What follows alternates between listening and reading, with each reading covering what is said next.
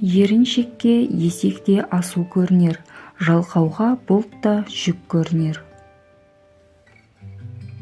Біз бұл өмірге қонақпыз, бір күні біз ешқашан оянбайтын күн келеді. Сондықтан әрбір сәттің қадірін біл.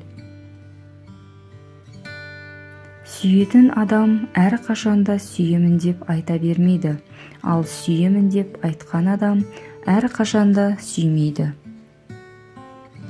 Кейде өткен өмірі нашар болған адамдар ең көркем болашақты құрады. Жауапкершілік пен шынайылық ең қымбат қасиет, оны арзан адамдардан күтудің қажеті жоқ. Адамдар не ойласа, оны ойласын, ең бастысы сіз өз жолыңызбен жүріңіз. Бүгін уақытыңыз жоқ, ертең күшіңіз қалмайды, ал арғы күні өзіңіз болмайсыз. Сондықтан еш нәрсені кейінге қалдырмаңыз. Адамдарға әрдайым ақыл кеңес керек емес, кейде көмек көрсететін қол мен барлығын түсінетін жүрек керек. Ең бастысы өзіңізге өзіңіз өтірік айтпаңыз. Өзіңізді шынайы бағалай білетін, сүйетін, құрмет тұтатын адамды ғана сыйласаңыз болады. Достарды тек ұрыс керісте жоғалтамын деп ойламаңыз. Оларды уақыт өзі іріктеп береді. Ең үлкен қиындық күту. Біреулерге ашуланған әр минутыңызда сіз енді ешқашан оралмайтын 60 секунд бақыттан арыласыз. Бәрі де мүмкін, ал мүмкін емес болып көрінетін нәрселерге тек көбірек уақыт керек. Қолдағы барыңызды бағалай білуіңіз керек. Әйтпесе ертең одан да айырылатын күн туады. Ашы шындықты айту үшін ғана асқан батылдық керек. Сіз биікке көтеріліп келе жатқанда көптеген адамды кездестіресіз, бірақ оларды ренжітпеңіз. Өйткені төмен құлап келе жатқанда да оларды кездестіруіңіз ғажап емес. Дұрыс жолға түсу үшін алдымен адасып көру керек. Алма ағашын шайқаудың қажеті жоқ. Ол піскеннен кейін өз-ақ түседі. Өмірде бәрі осы секілді өз орнымен, өз уақытымен болады. Басыңызға түскен барлық ауыртпашылықтардың салдарынан шыдай алмай кететін кездер болады. Бірақ ешқашан шегінбеңіз, берілмеңіз. Өйткені дәл осы кезде тағдырыңыз күрт өзгеріп кетуі мүмкін. Өзіңіздегі өзгерісті байқау үшін еш нәрсе өзгермеген жерге барған дұрыс шығар. Егер өмірде әрдайым күлімдеп жүрсеңіз, өмірде сізге күліп қарайтын болады. Сөз кілт секілді, ретін тауып кез келген жүректің құлпын ашуға және кез келген ауызды жабуға болады. Сізді тек жоғарыға қарай жетелейтін жандармен дос болыңыз, себебі төменге тартқысы келетін адамдар толып жатыр. Тойған қарын ойға бөгет бола береді. Өз ойының дұрыстығына сенімді адамның сөзі анық болады. Ешқашан сараң болмаңыз, екінші мүмкіндік беріңіз. Бірақ ешқашан үшінші рет мүмкіндік беретін ақымақ болмаңыз. Бір қателікті екі рет қайталауға болмайды. Екінші рет қателік болып есептелмейді. Ол таңдау.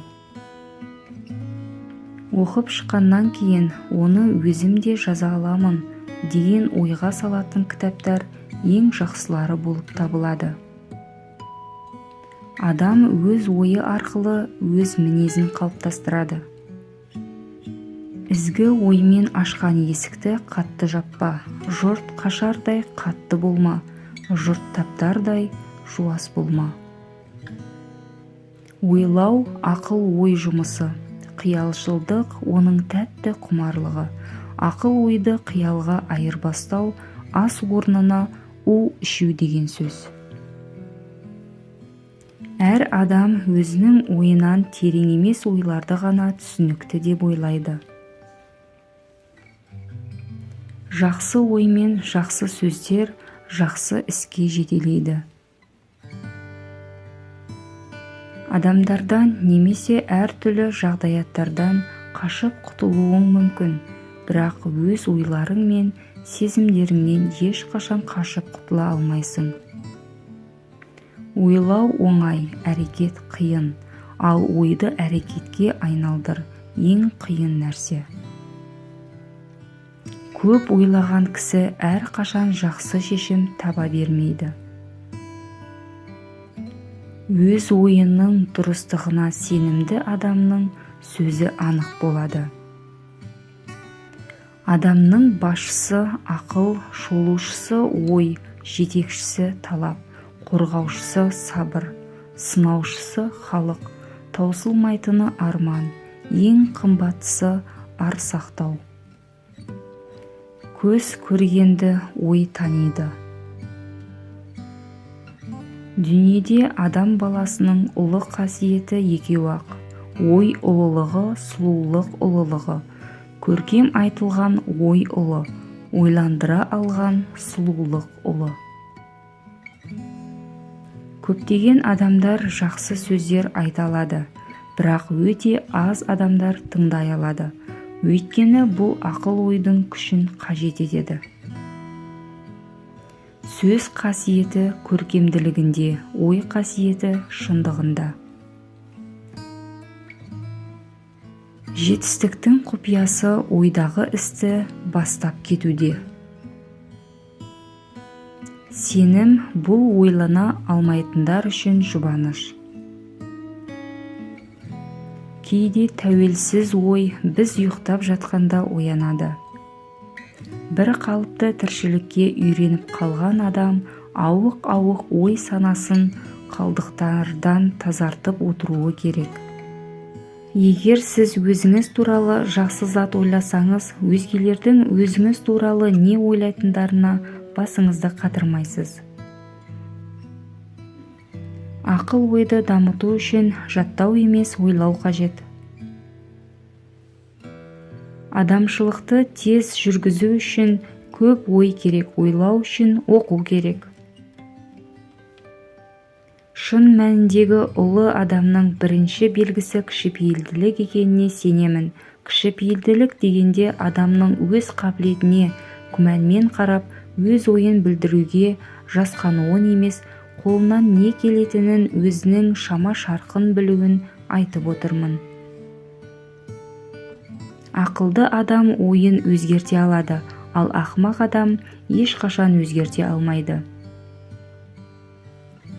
Ой жүргізбестен көп оқи берген сайын соғұрлым көп білемін деп сенесіз, ал оқып отырып неғұрлым көп ойласаңыз, әлі де өте аз білетініңізді соғұрлым айқын көресіз. Түйірдей болса да түйіндей ойың болсын.